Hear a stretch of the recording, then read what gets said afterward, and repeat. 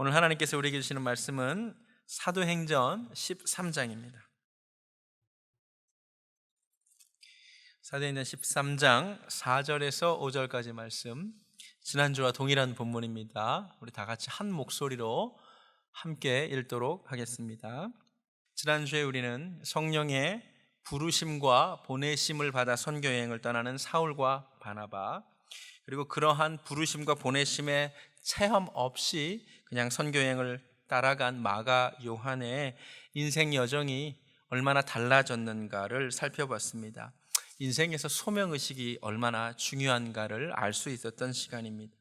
우리가 평생 기억하기 원합니다. 소명의식 없는 마가 요한처럼 부르신 그 자리 이탈하지 않기를 원합니다.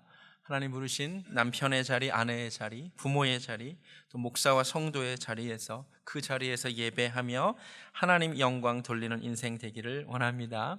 오늘은 동일한 본문을 가지고 좀 다른 것에 주목해 보려고 합니다. 오늘부터 시작해서 사도행전이 끝날 때까지 앞으로 기록되는 모든 이야기는 다른 것이 아니라 사도 바울의 선교 여행 이야기입니다. 3차에 걸친 사도 바울의 선교 여행이 이제 기록됩니다. 어떤 도시를 방문해서 어떤 일을 했고 또 어떤 고난과 환난이 있었고 어떤 열매가 있었는지를 우리에게 알려줍니다. 앞으로 하나하나 그런 에피소드를 살펴보기에 앞서 좀 큰 그림을 먼저 보는 것이 좋을 것 같습니다. 나무를 보는 것보다 숲을 보는 것이 언제나 중요하기 때문입니다. 특히 사도 바울만이 아니라 우리도 각자 부르신 자리에서 하나님의 종으로 살아가야 할 텐데, 오늘 말씀을 통하여 우리가 어떻게 인생을 살아야 할지 깨닫는 시간이 되기를 원합니다. 먼저 질문을 드리겠습니다. 선교여행을 나서는 사도 바울에게 구체적인 목적이 있었을까요? 분명한 목적이 있었습니다. 사도행전 20장 가보시겠습니다. 사도행전 20장 24절. 오늘 성경을 좀 여러 곳을 찾는데 한번 잘 따라오시기 바랍니다. 사도 바울은 분명한 목적이 있었습니다. 사도행전 20장 24절입니다. 내가 달려갈 길과 주 예수께 받은 사명 곧 하나님의 은혜의 복음을 증언하는 일을 마치려 하면은 나의 생명조차 조금도 귀한 것으로 여기지 아니하노라. 아멘. 그의 분명한 목적은 무엇입니까? 왜 선교여행을 갔습니까? 복음을 전하기 위해서였습니다. 왜 복음을 전합니까? 로마서 1장 16절에 이런 말씀이 있습니다. 내가 복음을 부끄러워하지 아니하노니. 이 복음은 모든 믿는 자에게 구원을 주시는 하나님의 능력이 되기 때문입니다. 믿으십니까? 또한 그는 자기 이름을 드러내려고 한 적이 한 번도 없습니다. 예수의 이름을 드러내려고 했습니다. 고린도후서 4장 5절에 우리는 우리를 전파하는 것이 아니요 오직 그리스도 예수의 주 되신 것을 전파한다고 했습니다. 빌립보서 1장 20절을 보면 나의 간절한 기대와 소망을 따라 아무 일에든지 부끄러워하지 아니하고 지금도 전과 같이 온전히 담대하여 살든지 죽든지 내 몸에서 그리스도가 존귀하게 되기를 원한다고 했습니다. 이는 내게 사는 것이 그리스도니 죽는 것도 유익함이라는 말씀이 뒤따르죠. 그의 목표는, 그의 분명한 소망은 복음이 전파되는 것, 그리고 자기 이름이 아니라 그리스도의 이름이 존귀하게 되는 것이었습니다. 우리도 인생에 분명한 목적이 있기를 원합니다. 각자 부름받은 자리에서 복음 전하는 자로 사시기 바랍니다. 나의 이름을 날리기 위해서가 아니라 예수 그리스도의 이름이 존귀케 되기 위하여 사시기 바랍니다. 자, 이제 또 하나의 질문을 드리겠습니다. 그에게 분명한 목적이 있었던 것은 확실한데, 그럼 그가 여행을 떠나기 전 전략도 있었을까요? 예, 분명한 전략도 있었습니다. 저는 말씀을 묵상하면서 한 5가지 정도 사도 바울의 선교 전략을 발견했습니다. 첫 번째, 성령의 인도하심, 성령이 이끄시는 대로. 여러분, 사도 바울의 가장 중요한 전략은 다른 것이 아니라 성령의 인도하심을 따르는 것이었습니다. 아시다시피 그가 처음 부르심을 받았을 때부터 성령의 부르심이 있었고 성령의 보내심이 있었잖아요. 그래서 그는 어디를 가든 성령님의 인도하심에 민감하려고 했습니다. 구체적으로 사도행전 16장을 보면 성령이 아시아에서 말씀을 전하게 하지 못하게 하시거늘 그것을 느꼈다는 거죠. 그가 하나님의 인도하심을 받으려고 했으니까 그거를 느낀 거죠.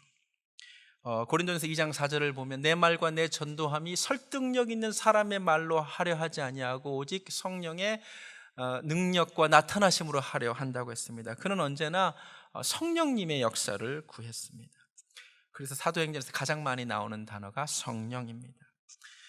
성령님을 의지하니까 너무 구체적인 계획을 세우진 않았습니다. 예를 들어 내가 한 지역에서 얼마나 머무를지는 정하지 않았던 것 같습니다. 예를 들어 고린도에서는 한 18개월 머물렀고요, 에베소에서는 한 3년 정도 머무는 것 같은데 그는 그런 계획을 세우지 않고 하나님이 허락하시는 시간만큼 있었습니다. 우리 고린도전서 16장 한번 가볼까요?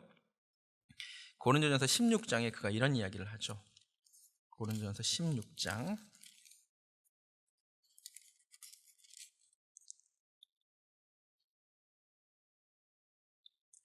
7절. 이제는 지나는 길에 너희 보기를 원하지 아니하노니 이는 만일 주께서 허락하시면 얼마 동안 너희와 함께 머물기를 바람이라. 그는 주께서 만일 허락하시면 그 시간만큼만 내가 머물겠다라고 이야기합니다. 여러분, 우리도 그래야 합니다. 우리가 인생에서 반드시 기억해야 될 것, 우리의 전략은 성령님의 이끄심과 인도하심을 따르는 것이어야 할 줄로 믿습니다. 그래서 함부로 얘기하지 마세요. 나는 아틀란타에 5년 살 계획이다, 그렇게 얘기하지 마시고 만일 주께서 허락하시면 내가 아틀란타에 허락하시는 시간만큼만 있겠지. 여러분, 성령의 이끄심과 인도하심을 따르기 위해서는 아침마다 주님의 인도하심을 구해야 할 줄로 믿습니다. 여러분, 아침에 일어나서 가장 먼저 무엇을 하십니까? 아침에 일어나서 제일 먼저 하는 일이 엎드려 기도하는 것이기를 원합니다. 저는 오늘 아침에도 일어나서 가장 먼저 엎드려 기도했습니다. 저희 아내에게 물어보시기 바랍니다. 일어나서 하나님, 오늘 하루 나의 다닐 길을 인도하여 주시라고 기도합니다. 한웅재 목사님의 아침의 나로라는 곡이 있습니다. 우리 한번 가사를 들어보시기 바랍니다.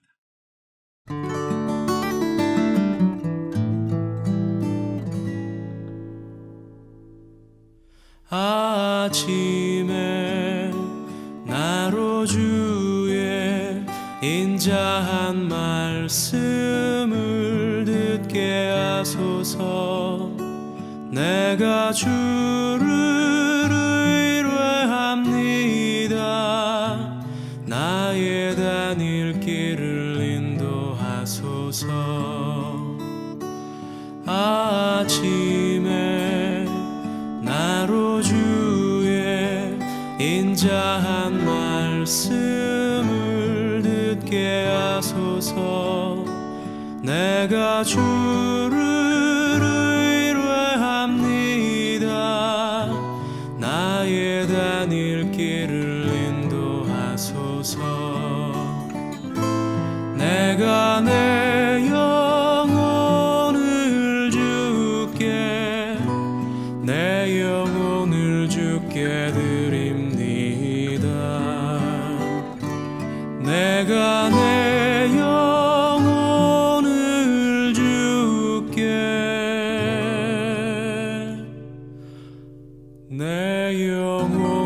주께 드립니다.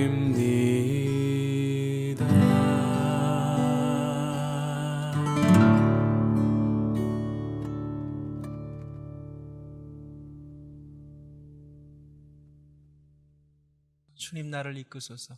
이것이 여러분의 인생의 전략이 되시기를 바랍니다. 두 번째, 사도 바울이 성령의 인도하심이라는 가장 큰 전략을 가지고 있었지만 그렇다고 아무것도 안 한 것은 분명히 아닙니다.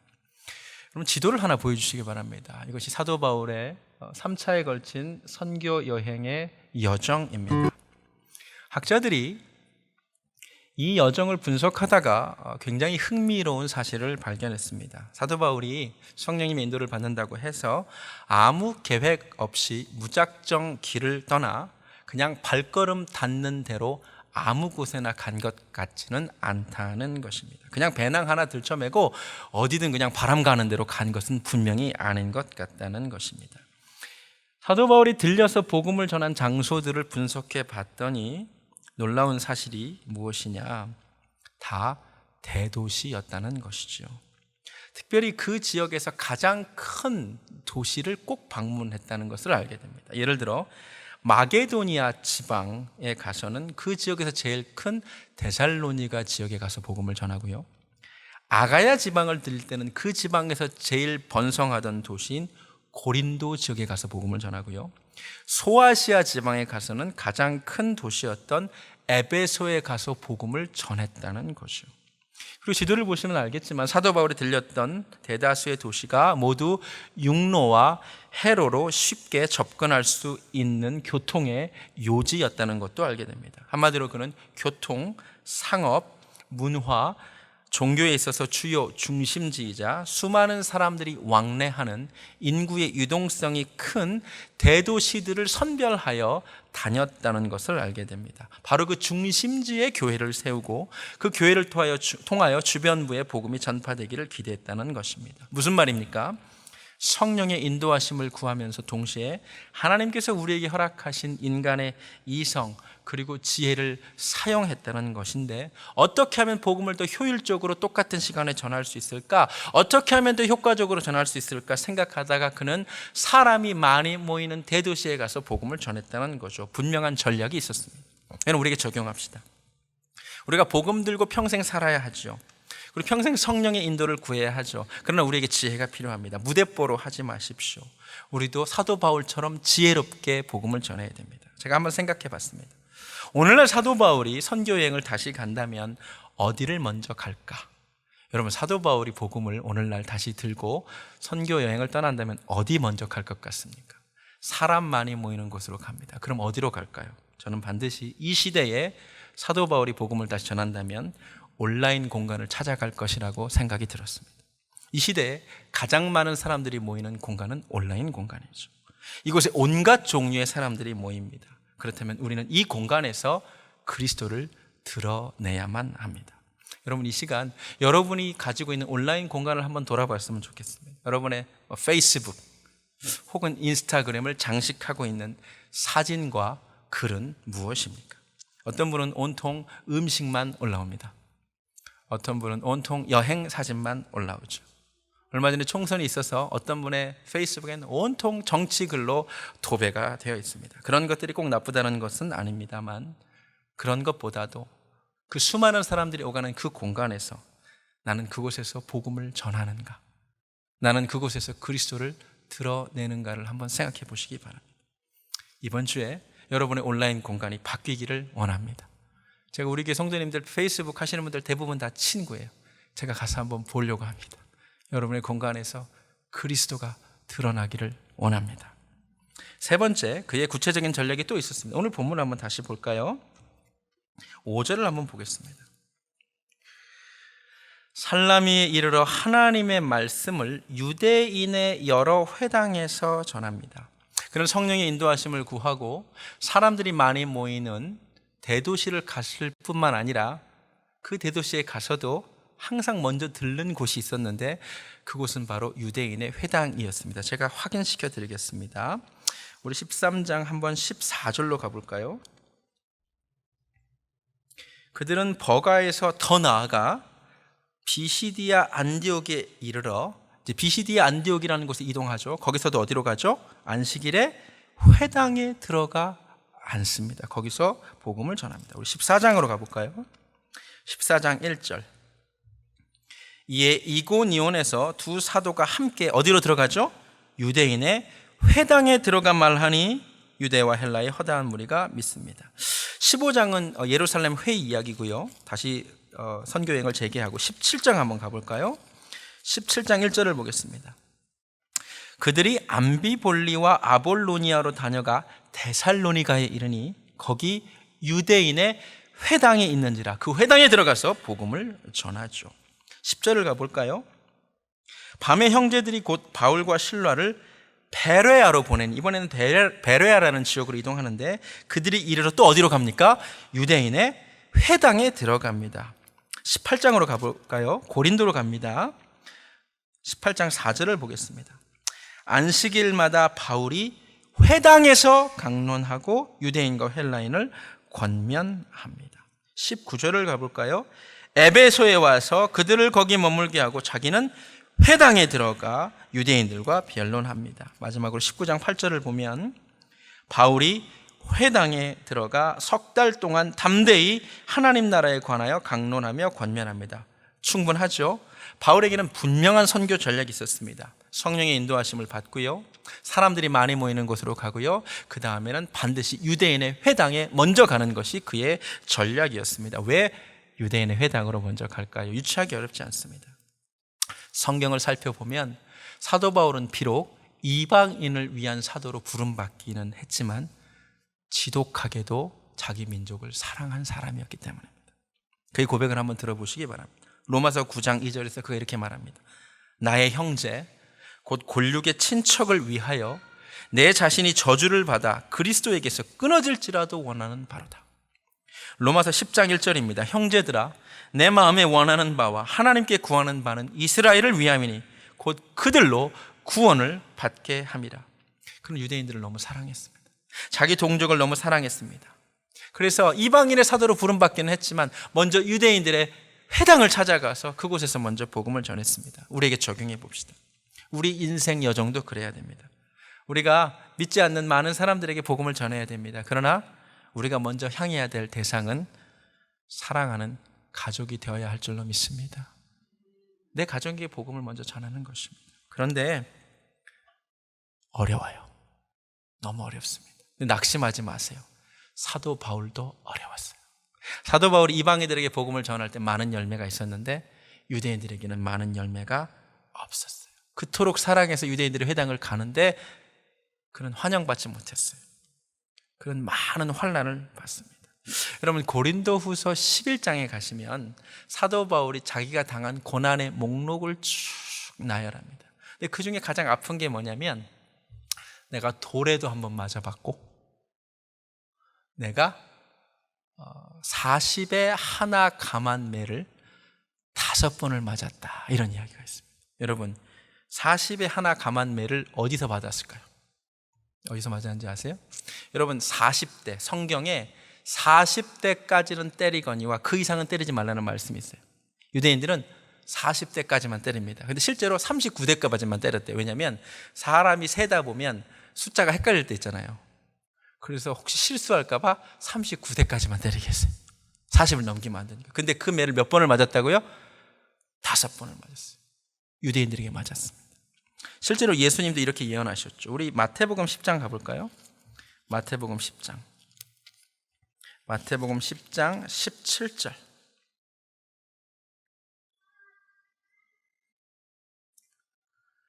사람들을 삼가라. 그들이 너희를 공회에 넘겨주겠고 그들의 회당에서 채찍질하리라. 유대인의 회당은 채찍질하는 장소였던 것 같습니다. 한 군데 더 가볼까요?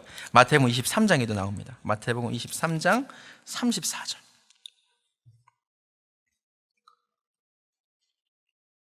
그러므로 내가 너희에게 선지자들과 지혜 있는 자들과 서기관들을 보내매 너희가 그 중에서 더러는 죽이거나 십자가에 못 박고 그 중에서 더러는 너희 회당에서 채찍질하고 이 동네에서 저 동네로 따라다니며 박해하리라고 예언하셨죠. 유대인의 회당은 채찍질하는 장소였다는 사실을 아십니까?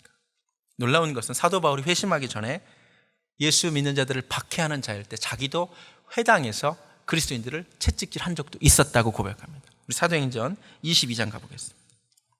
사도행전 22장.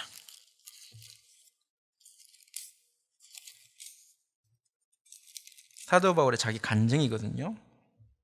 19절. 내가 말하기를 주님, 내가 주를 믿는 사람들을 가두고 또 각 회당에서 때리고 또 주의 증인 스데반이 피를 흘릴 때에 내가 곁에 서서 찬성한 적이 있다고 말합니다. 그러니까 사도 바울도 예수 믿는 사람들을 박해할 때 무슨 짓까지 한 거예요? 회당에서 채찍질까지 했던 사람이에요. 근데 바로 그가 이제 유대인들의 회당을 찾아다니며 복음을 전할 때 사도 바울도 채찍질을 맞은 거예요. 근데 한두 번 맞은 게 아니에요. 몇 번 맞았어요? 5번 맞았어요. 그럼 제가 이 말씀 한번 처음으로 묵상해 봤습니다.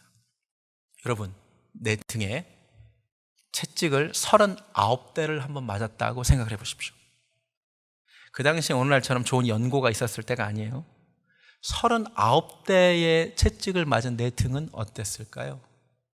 그리고 그 상처가 아물기도 전에 또 한 번 39대를 또 맞아요.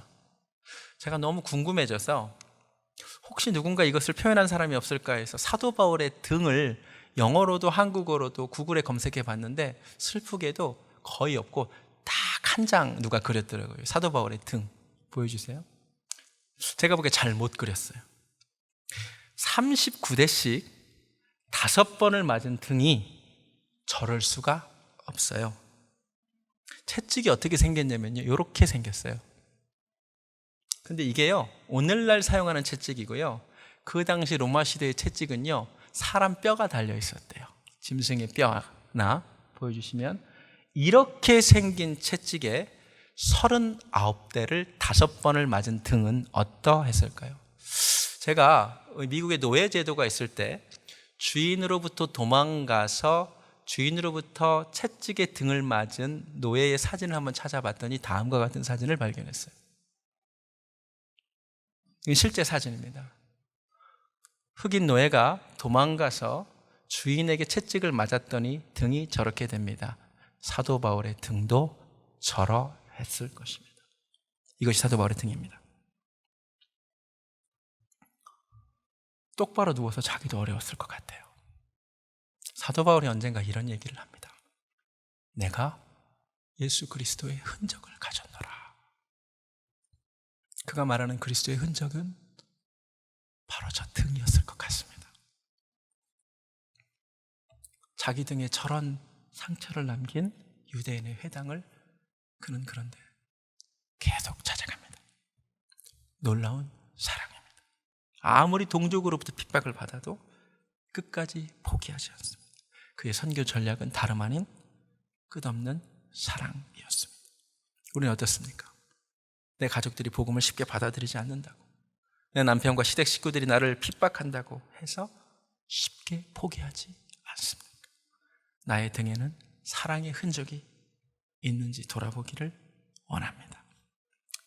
네 번째, 그의 전략이 또 있었습니다. 오늘 본문으로 돌아와서 다음 주 읽을 말씀인데 9절을 한번 보겠습니다. 첫 번째 선교 여행에서 사도 바울이 바꾸는 게 하나 있어요.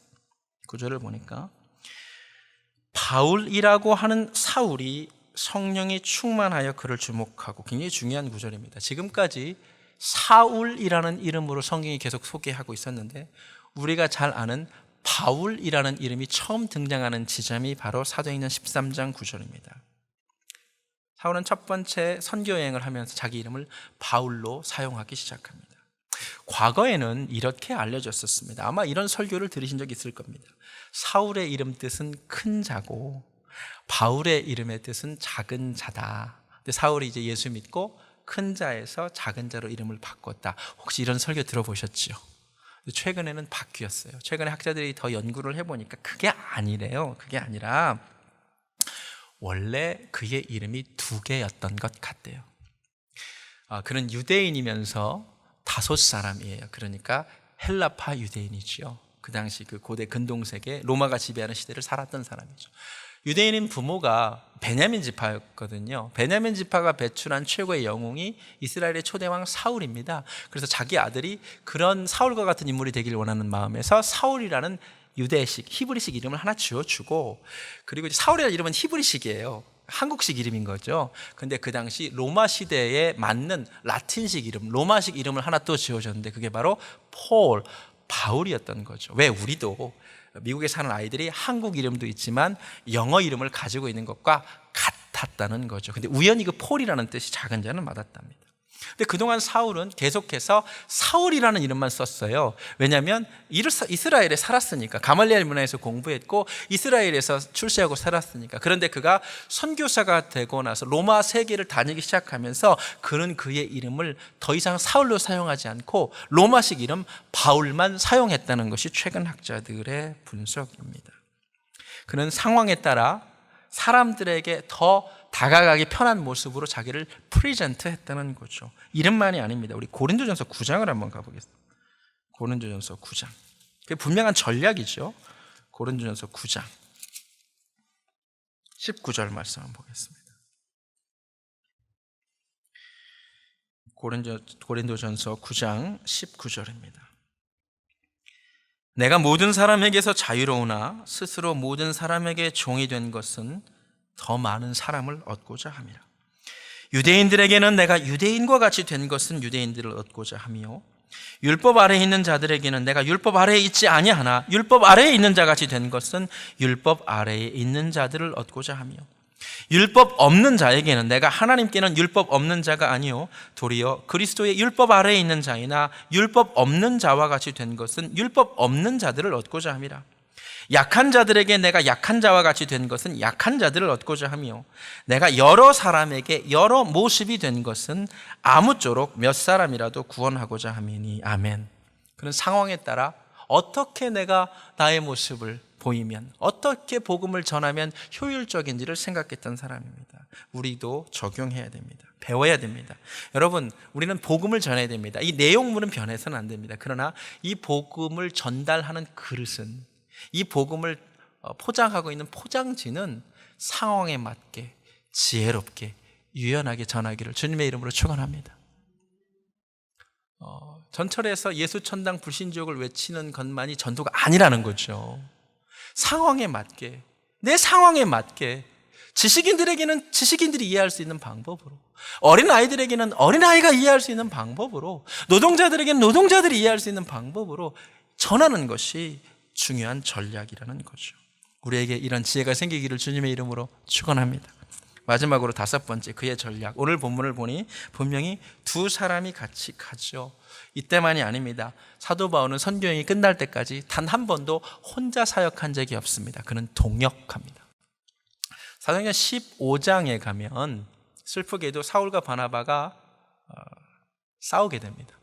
도망갔던 마가 요한을 다시 데려가는 문제로, 2차 선교여행도 데려가는 문제로 둘이 다퉈요. 심히 다투고 갈라집니다. 바나바는 자기 조카니까 마가 요한에게 한 번 더 기회를 주자 그러고, 우리 사도 바울은 조금 뒤끝이 있으셨던 것 같아요. 도망간 사람 안 된다고? 안 된다 그래요. 그런데 갈라서는데 사도 바울이 그때도 실라라고 하는 동역자를 데리고 가요.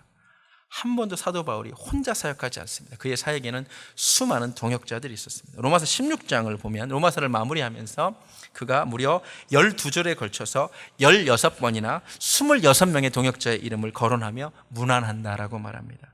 무슨 말입니까? 성령의 인도하심을 받는다고 해서 독불장군으로 살아서는 안 된다는 것입니다. 동역자가 있어야 합니다. 그것이 그의 선교 전략이었습니다. 여러분에게 묻습니다. 여러분, 동역자가 있으십니까? 남편을 전도하십니까? 혼자 하기 어렵습니다. 동역자가 필요합니다. 여러분의 시어머니를, 시댁 식구들을 동역자로 만드시기 바랍니다. 아멘.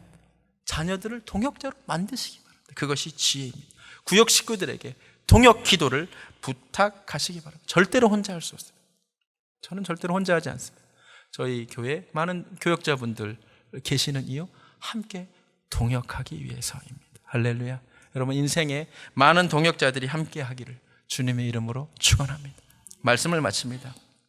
사도 바울의 선교 여행을 통하여 우리의 인생 여정을 한번 점검하기 원합니다. 그에게는 분명한 목적이 있었습니다. 그의 목적은 복음을 전하는 것이었습니다. 모든 믿는 자에게 구원을 주시는 하나님의 능력이 되는 복음을 전하는 이 분명한 목적 한 가지, 나의 이름이 아니라 그리스도의 이름이 존귀케 되기를 원하는 마음으로 전했습니다. 그리고 그에게는 분명하고 구체적인 전략이 있었습니다. 그는 성령의 인도하심을 구했습니다. 만일 주께서 허락하시면이라는 단서를 달았습니다. 우리도 그러기를 원합니다. 성령의 인도하심을 구하기를 바랍니다. 두 번째, 그가 아무 곳이나 발길 닿는 대로 간 것이 아닙니다. 많은 사람들이 다니는 곳에 먼저 찾아가서 효율적으로 복음을 전했습니다. 우리도 이 시대 온라인 공간에서 그리스도를 드러내기를 원합니다. 복음 전파의 통로로 삼으시기 바랍니다. 세 번째, 그는 유대인의 회당을 먼저 찾았습니다. 내 사랑하는 친족에게 먼저 행했습니다. 끝없는 사랑으로 보였습니다. 우리도 주변 가족들에게 먼저 향하기를 원합니다. 네 번째, 그는 사울이 아니라 바울로 그때그때 가장 지혜롭고 적절한 모습으로 복음을 전했습니다. 우리에게도 그런 지혜가 있기를 원하고, 마지막으로 혼자 사역하지 아니하고 동역하는 은혜가 있기를 주님의 이름으로 축원합니다. 가장 중요한 것은 주의 인도하심을 받는 것입니다.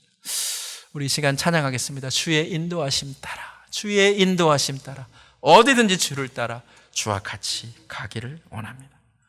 예수 나를 오라 하네. 찬양합니다.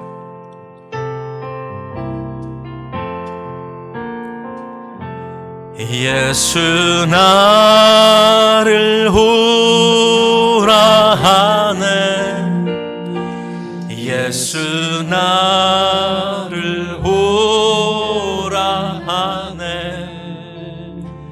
어디든지 주를 따라 주와 같이 가렴. 주의 인도하심 구합니다. 주의 인도하심 따라 주의 인도하심 따라 어디든지 주를 따라 어디든지 주를 따라 주와 같이 가렴. 겟세마네 동산까지 겟세마네 동산까지 주와 함께 가려 하네. 피땀 흘린 동산까지 주와 함께 가려. 주의 인도하심 따라 주의 인도하심 구합니다. 주의 인도하심 따라 어디든지 주를 따라 어디든지 주를 따라 주와 같이 가기 원합니다. 주와 같이 주가 크신 은혜 주실 줄로 믿습니다. 주가 크신 은혜 내려 나를 항상 돌보시고 크신 영광 보여주며 나와 함께 가려. 주의 인도하심을 구합니다. 주의 인도하심 따라 주의 인도하심 따라 어디든지 주를 따라 주와 같이 가려네. 다 눈을 감습니다. 나의 인생에 분명한 목적을 있습니까? 나는 정말 복음을 전합니까?